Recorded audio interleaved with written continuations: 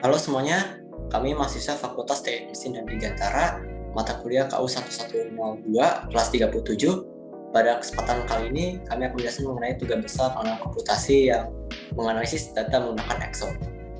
Anggota kelompok kami terdiri dari, yang pertama adalah saya, Evan Christian Fesley. Kemudian saya, Hafiz Rianto Ahmad. Lalu ada saya, Muhammad Rashid Gifari. Saya, Aksila Dana.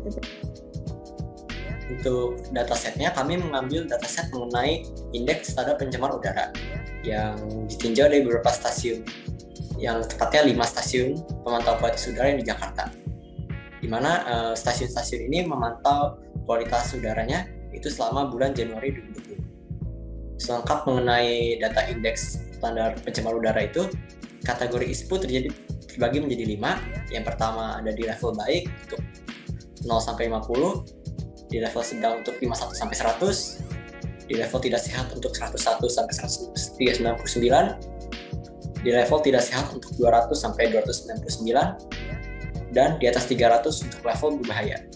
Dan untuk mencari dimensi atau panjang baris dan kolomnya, kita menggunakan fungsi konta yang berfungsi untuk menghitung semua jumlah sel yang terisi. Untuk panjang baris, kita menggunakan konta yang berisikan array panjangnya, yaitu A1 sampai A156. Dan untuk panjang kolomnya, kita menggunakan konta A1 sampai J1, yang kemudian akan memunculkan output 156 baris dan 10 kolom. Dan selanjutnya adalah karakteristik data. Pada dataset kami ada atribut-atribut sebagai berikut. Yang pertama adalah atribut tanggal yang memiliki makna tanggal pengukuran kualitas udara, yang tipenya adalah kuantitatif diskrit.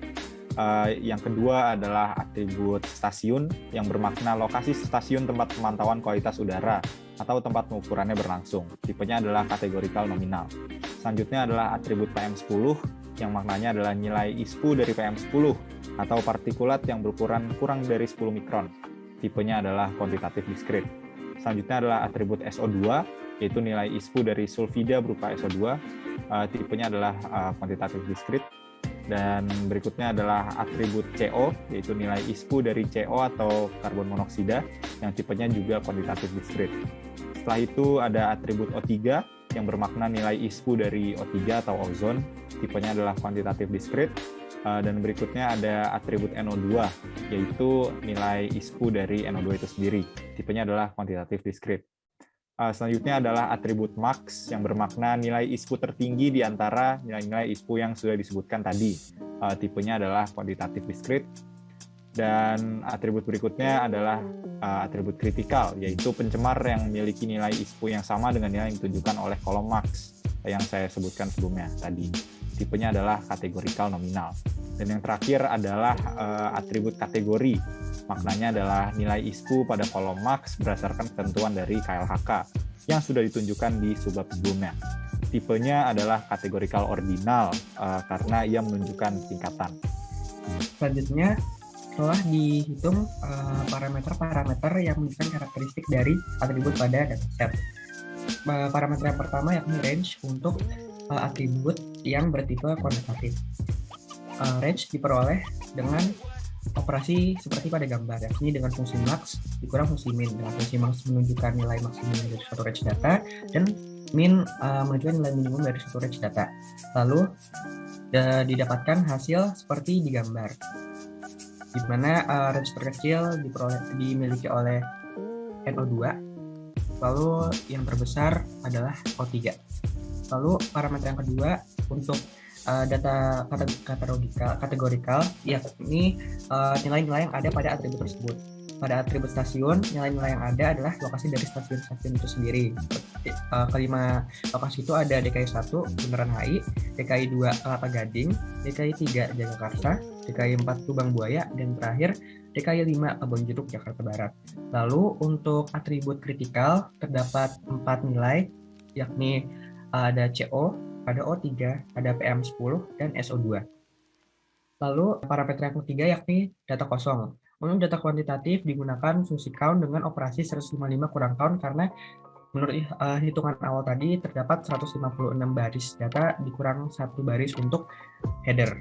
Lalu didapatkan hasil seperti di gambar, di mana untuk tanggal tidak ada data kosong, lalu untuk PM10, SO2, CO, O3, NO2, dan VAX berturut-turut adalah 1, 6, 1, 1, dan 12 data kosong.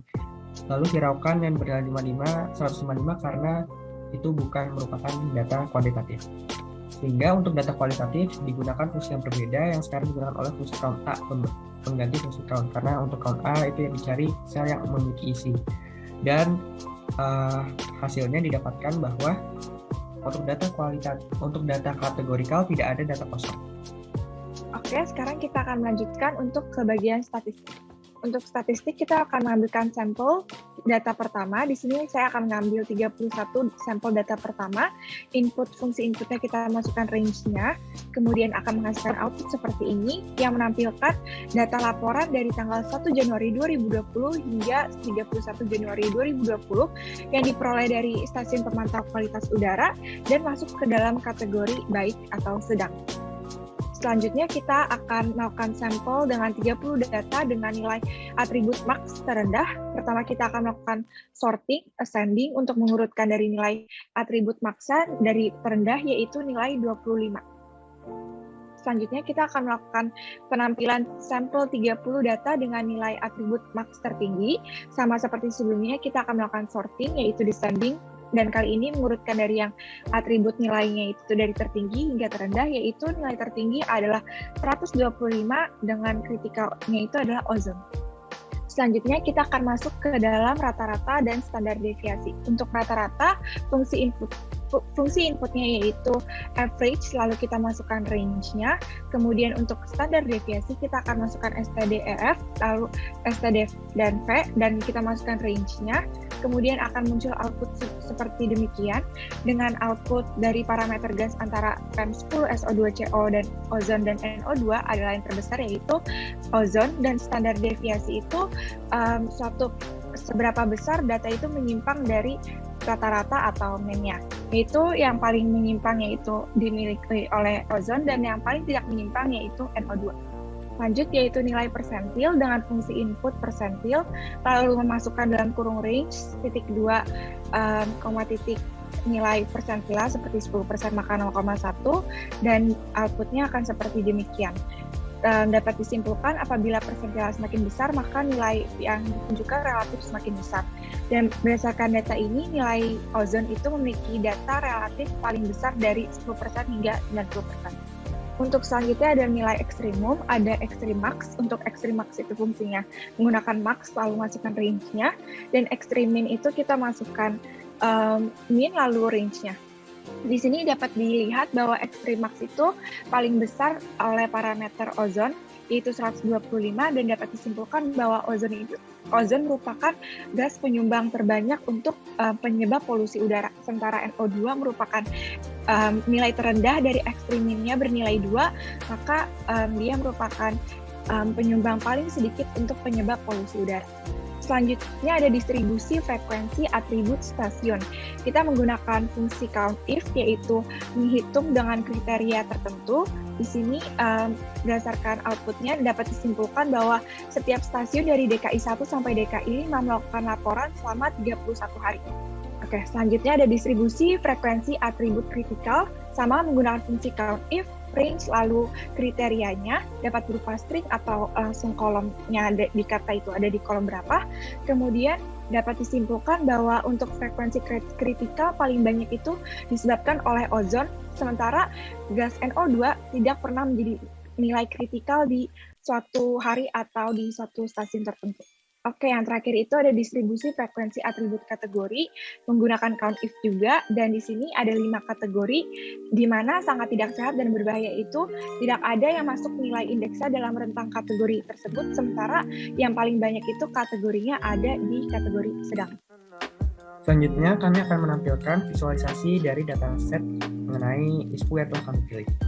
Pertama yang akan kami tampilkan adalah perbandingan nilai rata-rata ISPU pencemar tiap stasiun dengan membuat tabel baru seperti pada gambar dan mengisi tiap tabel dengan fungsi average yang bersesuaian dengan stasiun dan pencemar yang ingin dihijau. karena kita ingin mencari nilai rata-rata, lalu memilih bar chart pada insert tab, akan mendapatkan diagram seperti berikut. Nah, di salah satu hal yang dapat kita simpulkan dari diagram ini adalah bahwa nilai ISPU dari PM10 dan ozon lebih tinggi daripada nilai-nilai ISPU pencemar lainnya secara rata-rata. Selanjutnya adalah perbandingan nilai maksimal ISPU pencemar dari tiap stasiun. Untuk inputnya pertama-tama tinggal dibuat tabel baru yang terdiri dari nilai ISPU maksimal tiap pencemar pada tiap stasiun dan pada tiap baris pada kolom PM10, SO3, O3, NO2 digunakan fungsi max. Penggunaan nilai maksimal itu dilakukan untuk mencari tahu nilai di mana setiap pencemar mencapai kondisi terburuknya dan tertingginya selama bulan Januari 2020. Kemudian dengan membuat bar chart dihasilkan output sebagai berikut. Dari diagram ini, salah satu kesimpulan yang dapat diperoleh adalah nilai maksimal ISPU O3 itu selalu lebih tinggi dibandingkan nilai-nilai pencemar lainnya. Selanjutnya, yang akan kami tampilkan adalah perubahan nilai ISPU tiap pencemar pada tiap stasiun terhadap waktu. Yang pertama dilakukan adalah melakukan sorting tool, yakni hanya menampilkan data pada stasiun tertentu. Untuk pertama ya stasiun DKI 1. Selanjutnya kita akan men-select kolom yang ditampilkan pada kolom tanggal dan juga kolom pencemar. Lalu kita akan memilih line chart dan dilakukan sedikit modifikasi, akan ditampilkan diagram seperti berikut. Untuk stasiun DKI 1 bisa dilihat seperti ini, ada beberapa data kosong dan salah satu yang dapat diambil adalah untuk nilai ISPU NO2 cenderung stabil dibandingkan nilai ISPU pencemar-pencemar lainnya. Untuk stasiun DKI 2, caranya hanya tinggal mengganti dengan sorting tool yang ditampilkan hanya dari stasiun DKI 2, lalu memilih tabel yang ditampilkan saja seperti sebelumnya, lalu dengan line chart juga akan ditampilkan seperti berikut. Nah, terlihat ada beberapa data kosong untuk PM10, lalu sama seperti sebelumnya NO2 juga cenderung stabil, lalu di sini SO2 juga ternyata juga cukup stabil juga. Kemudian untuk stasiun DKI 3, kita tinggal mengganti saja data yang ditampilkan menjadi datanya stasiun DKI 3 saja. Dan untuk pembuatan line chart-nya itu serupa dengan cara yang telah disebutkan sebelumnya. Dan akan dihasilkan output sebagai berikut. Dari diagram tersebut, salah satu kesimpulan yang dapat diambil adalah nilai SO2 cenderung sangat stabil dibanding dengan pencemar-pencemar lainnya yang lumayan fluktuatif. Kemudian untuk stasiun DKI 4, caranya juga sama, dan kita tinggal mengganti saja data yang ditampilkan menjadi datanya stasiun DKI 4 dan akan dihasilkan output sebagai berikut. Dan salah satu kesimpulan yang dapat diambil adalah bahwa nilai tertinggi dicapai oleh O3 pada tanggal 17 Januari 2020. Kemudian untuk stasiun DKI 5, caranya sama juga dan tinggal ganti saja data yang ditampilkan menjadi datanya stasiun DKI 5 dan akan diperoleh hasil output sebagai berikut. Dan kesimpulan yang dapat ditarik dari diagram ini adalah berbeda dengan sebelumnya, nilai tertinggi diperoleh oleh O3 pada tanggal 2 Januari 2020. Selanjutnya yang akan kami tampilkan adalah perbandingan frekuensi untuk atribut kategori. Jadi pertama-tama kita akan membuat tabel frekuensi dulu untuk atribut kategori, lalu dapatkan seperti yang di bagian kiri gambar, lalu dengan memilih 2D pie pada pie chart pada insert tab, dan kita akan menghasilkan output sebagai berikut seperti pada gambar di sisi kanan. Lalu dapat dilihat bahwa untuk kategori sedang itu muncul sebanyak 52%, yang paling banyak di antara kategori lainnya, lalu diikuti dengan kategori baik sebanyak 45%. Dan selanjutnya untuk perbandingan frekuensi pencemar kritikal, untuk inputnya tinggal dibuat tabel frekuensi dari tiap-tiap pencemar PM10, SO2, CO, O3, dan NO2. Dan dari tabel frekuensi tersebut tinggal dikonversikan menjadi berwujud pie chart dan outputnya adalah seperti yang ditampilkan di layar. Salah satu kesimpulan yang dapat ditarik adalah pencemaran yang paling sering mencapai nilai tertinggi atau nilai yang kritikal adalah ozon dan tidak jauh dari itu diikuti dengan PM10. Selanjutnya kita akan masuk ke bagian korelasi. Fungsi input yang kita gunakan adalah koral dan juga range dari antara seperti pada korelasi ini kita mengkorelasikan antara tanggal dan juga atribut-atribut pencemar polusi udara. Maka range yang dimasukin itu tanggal dan juga atribut-atribut dari pencemar udaranya. Nah, berdasarkan nilai-nilainya itu, kalau misalkan nilainya hasilnya itu mendekati 1, maka korelasinya itu berbanding lurus. Apabila mendekati 0, maka tidak memiliki korelasi. Sementara apabila mendekati -1, artinya korelasi berbanding terbalik. Di sini ada juga output-output untuk korelasi DKI 2, DKI 3, dan juga korelasi untuk DKI 4 dan juga DKI 5. Baik, selanjutnya saya akan menjelaskan cara untuk memvisualisasi dari korelasi yang sudah dijelaskan. Jadi untuk memunculkan visualisasi tersebut, kita akan memblok data-data yang akan kita visualisasi, lalu menggunakan fitur scatter pada Excel, kita akan membuat visualisasi tersebut. Setelah sudah tervisualisasi, kita akan edit sedikit dengan menggunakan quick layout dan memilih quick layout nomor 9. Setelah kita melakukan langkah-langkah seperti sebelumnya yang sudah dijelaskan, kita akan melihat visualisasi yang tertera pada layar, dan kita dapat lihat bahwa korelasi NO terhadap waktu untuk DKI 1 itu memiliki korelasi yang cukup besar, yaitu 0,6. Lalu untuk kesimpulan dapat bisa diambil itu berdasarkan korelasi yang beragam, namun karena korelasi zat dengan zat pencemar dengan waktu itu banyak yang mendekati 0, maka kita dapat menyimpulkan bahwa zat-zat pencemar tersebut tidak memiliki korelasi ataupun korelasinya sangat lemah terhadap waktu. Selanjutnya, karena korelasi terhadap waktunya lemah, maka karena data ini juga diambil saat tahun 2020, bulan Januari, yang sudah 2 tahun, sekitar 1 lebih tahun lalu, maka data ini tidak bisa kita gunakan untuk mengetahui kondisi pencemaran Jakarta saat ini. Jadi, begitulah kesimpulan dari pengolahan data yang telah kami lakukan. Baik, sekianlah presentasi kami mengenai indeks standar pencemaran udara di Jakarta pada tahun Januari 2020. Mohon maaf jika ada kesalahan. Saya Hafiz. Saya Fari. Saya Dana. Dan saya Evelio. Mengucapkan terima kasih telah menyaksikan. Semoga bermanfaat. Jika ada yang ingin ditanyakan, bisa tanya di kolom komentar.